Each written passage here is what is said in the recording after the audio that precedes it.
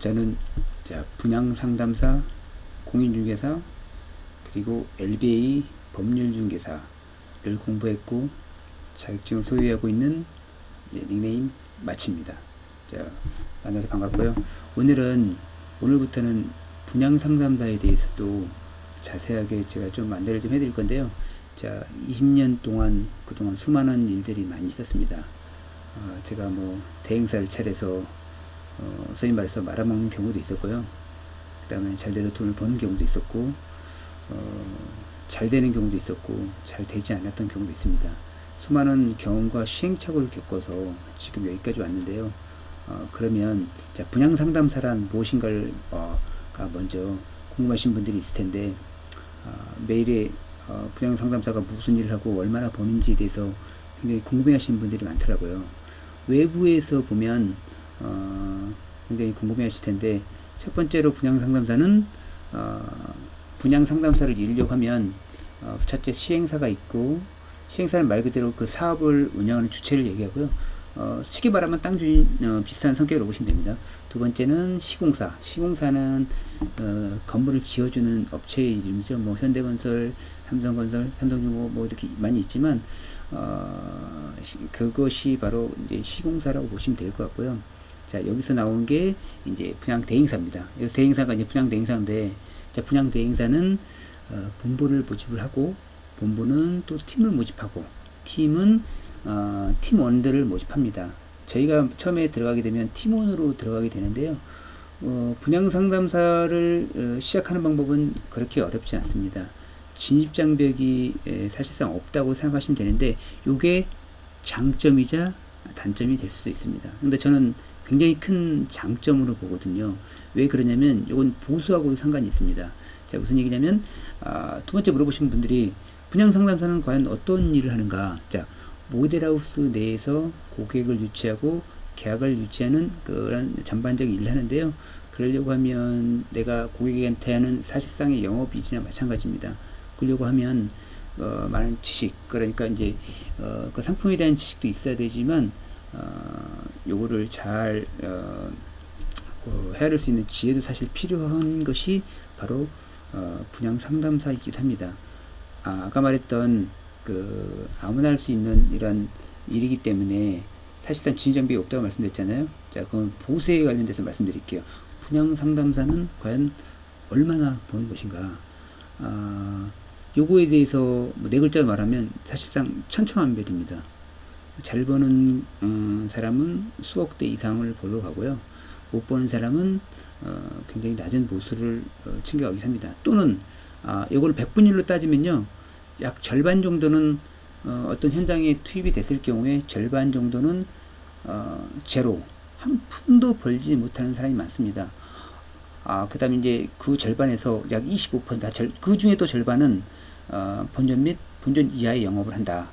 그 나머지 25%가 4분의 1 정도가 돈을 벌어가는 케이스인데, 본전 이상에 벌어가는 케이스인데, 그 25% 중에서 절반 정도가 월, 제가 보기에는 그 100분율 따지면 한 15% 정도, 100명으로 따지면 15명 안에 들어오면 월 1000만 가까이 벌 수 있다. 그 다음에 그 이상으로 들어가면, 연봉으로 따지면 2억 이상 벌어가는 사람들도 꽤나 있습니다. 그런 사람이 되려고 하면 굉장히 그렇지 않은 사람과 차이가 있을 수 있죠. 그래서 분양 상담사를 실제 사회적 인식을 보면요, 실제 검색을 해보면 사기꾼이다, 어렵다, 힘들다, 하지 마라, 이건 젊은 사람이 할 게 못된다, 이런 글들이 굉장히 많습니다. 그런데 그거는 하다 안 된 사람 글이고요. 물론 다른 것들도 마찬가지일 수 있겠지만, 잘 된 사람들은 솔직히 글 쓰지 않습니다. 잘 된다, 뭐 한다, 이렇게 쓰지 않죠. 왔다가 가는 사람들이 보통 그렇게 씁니다. 그런데 현직 중개사들이나 현직 상담사들은 그렇게 쓰지 않죠. 왜냐면 잘 되는 것을 굳이 내보일 필요가 없거든요. 저를 예로 들면 제가 딱히 말해서 돈을 예를 들진 않겠지만 자부심에 대해서 말씀드리겠습니다. 보통 이런 분양 상담사들한테 직업이 뭐냐고 물어보면 분양 상담사라고 말하지 않는 사람이 의외로 많습니다. 그러면서 분양 상담을 하죠. 저는 그런 분들은 사실 신뢰하지 않습니다. 신뢰를 덜 하게 되죠. 왜냐면 이 분양상담사의 장점이 굉장히 많거든요. 제가 생각하는 분양상담사의 장점은요, 첫 번째, 시간적인 자유로움이 있다. 시간적으로요, 내가 현장과 현장 사이에 텀이 생기면 해외여행도 갈 수 있고, 가족들과 이렇게 저렇게 놀러도 갈 수 있고요. 친구도 만날 수 있고, 그런 텀들이 주어집니다. 두 번째, 눈치를 보지 않아도 된다. 일반 직장이나 대기업들 보면 내가 피할 수 없는 직장 종료들, 직장 상사들이 있습니다. 그들은 내가 관두기 전까지는 바뀌질 않죠. 그런 사람들은 내가 결정한 문제가 아니잖아요. 아무리 잘했어도 위 상사가 그러면 그것 때문에 스트레스 받는 사람들이 의외로 굉장히 많습니다. 자, 그런 사람들 분양 상담사는 과감하게 바꿀 수 있습니다. 이 현장 아니어도요, 저희를 찾는 현장이 수도 없이 많기 때문에 다른 곳으로 가면 됩니다. 그리고 사실 그렇게 괴롭히거나 힘들게 하지도 않습니다. 왜냐면 사실상 1인 기업으로 보시면 되겠습니다. 사실상 1인 영업 기업인데요. 자, 이제 말했던 이제 세 번째 장점이 뭐냐면 바로 돈이 들지 않는다. 자, 보통 일반적으로 자영업을 하려면 돈이 굉장히 많이 들어갑니다. 가게를 얻어야 되고 물건을 사야 되고 그 물건 팔 때까지 월세도 발생하고 굉장히 많은 비용이 발생하는데 이것은 비용이 거의 들지 않습니다. 처음 와가지고는 비용 들지 않죠. 팀원들을 위해서 뭐 현수막도 무료로 제공되고 여러 가지 비품들이 무료로 제공됩니다.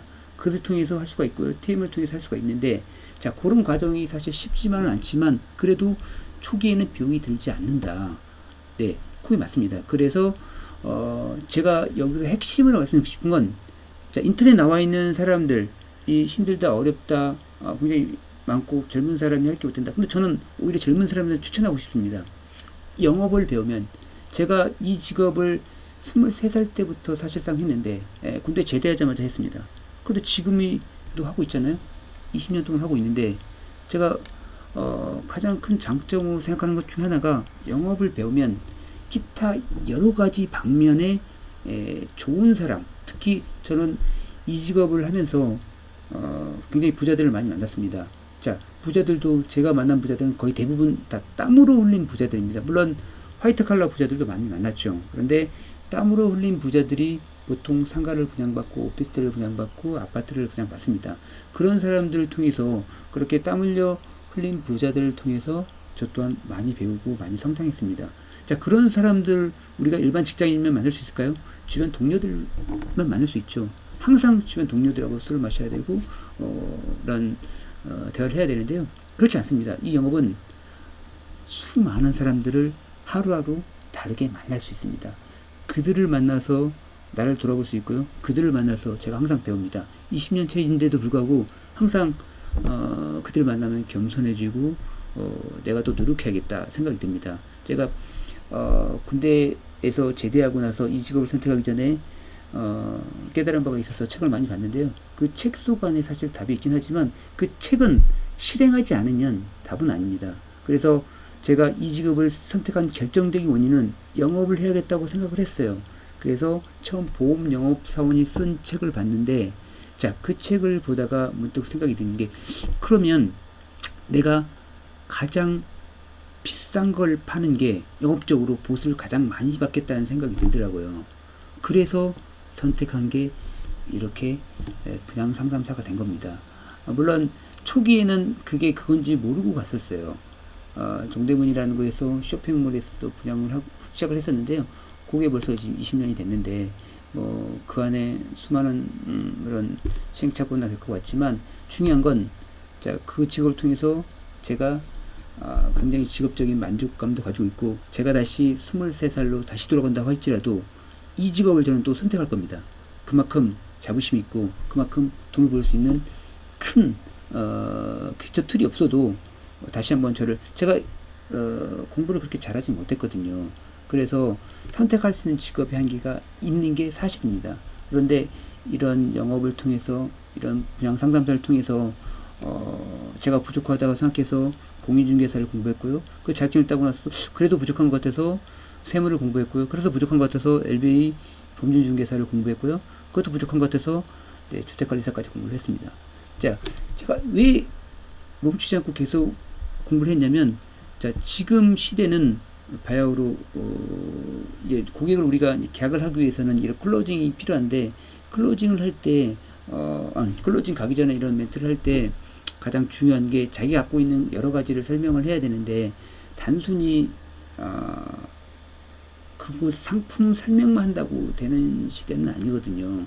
고객들이 여러 모델하우스를 갔을 때 사실 다 비슷비슷합니다. 자, 지금 이야기가 이제 다른 쪽으로 좀 빠졌는데요.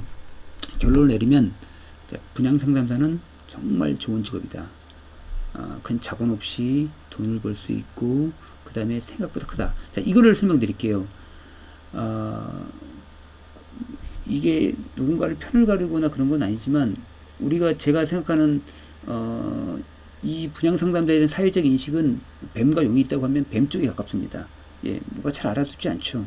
그리고 하찮게 여기기도 하고요. 그러나 보수는 용의 머리를 밟을 수 있습니다. 그게 무슨 소리냐면 이 대기업 다녀도 실질적으로 이사라든지 전문적으로 그 이상 승진하려면요 100분의 1, 1000분의 1도 안 됩니다. 무슨 얘기냐면 대기업을 굳이 간물 들어도 거기서 또 뚫어낸다는 얘기입니다. 그렇게 하는 것보다 같은 100의 노력을 한다면 보수는 단연코 그 어떤 직업보다 분양 상담도 더 큽니다. 그래서 이 직업 힘들면요 다른 직업도 힘들어요. 솔직히 말씀드리면 제 친구들이나 이렇게 보면 좋은 직업들을 갖고 있는 친구들이 있는데 대기업 다니는 친구들 여럿 있고요. 근데 그 직원들 그 친구들이 굉장히 힘들어합니다. 왜냐하면 지금 저희 나이대에 비해서 가장 빠른 직원들은 부장까지 된 직원도 있는데 굉장히 힘들어합니다. 이사까지 올라가는 건 꿈도 꾸지 않고요. 잘리는 걸 항상 걱정합니다.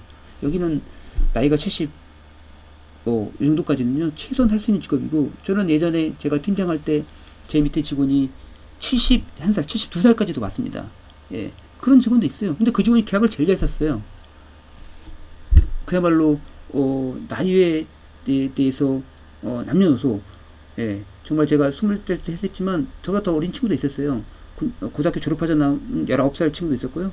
20살 여자아이도 있었고 그런 친구도 예전에 돈 잘 벌었습니다. 근데 지금까지 있는지는 잘 모르겠는데 자기 관리를 잘하면서 지금까지 있다고 하면 저는 충분히 그 사람들이 크게 성장할 수 있는 영향이 있다고 생각하거든요. 그래서 이거를 다시 한번 해서 클로징을 말씀드리면 분양 상담사는 아주 괜찮은 직업이다. 그래서 앞으로 이 분양 상담사를 꿈꾸거나 또는 현직에 계시거나 현재 계신데 초보자분들이나 또는 몇 년 안 되신 분들한테는 큰 도움이 될 수 있는 실제 제가 겪어왔고 실제 도움이 될 듯한 그런 이야기들을 앞으로 계속 게재할 건데요.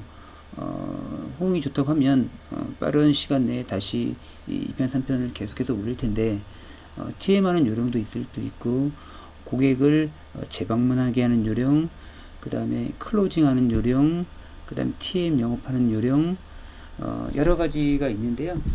그것들을 하나하나 제 노하우를 같이 공부하면서 제가 부족한 거는 아래 댓글로 남겨주시면 제가 그 부분에 대해서도 명쾌하게까지는 모르겠지만 제가 아는 한도 내에서는 잘 설명드리도록 하겠습니다.